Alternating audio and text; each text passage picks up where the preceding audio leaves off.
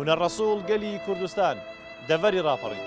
هونەرڕەسوڵ پامنێری کەناڵی گەلی کوردستان لە سنووری ئیداری ڕاپەڕین لە کاتی بەجێگەیاندنی ئەرکەکەی و ڕۆماڵکردنی ڕووداوەکان لە شاری ڕانیا دووچاری ڕووداوی نەخوازرا و قودانی زمان بوو و کێشەی هەناسەدانی بۆ دروست بوو، دواتر بەو هۆیەوە کۆچی دوایی کرد.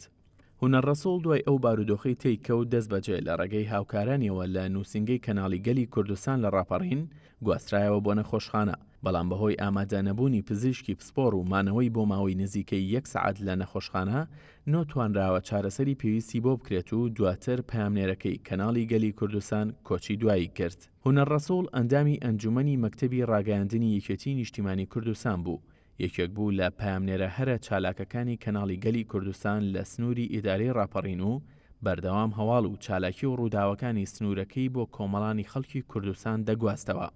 هونەرڕەسوڵ ساڵی 1970 لە شاری ڕانیا لەدایک بووە و هەر لەو شارە قۆناغەکانی خوێندنی سەرەتایی و ناوەندی تەواو کردو و دەرچووی پەیمانگای کۆمپیوتەر بوو لە ڕانیا، هاوسەرگیری کردووە و خاوەنی کچێکە.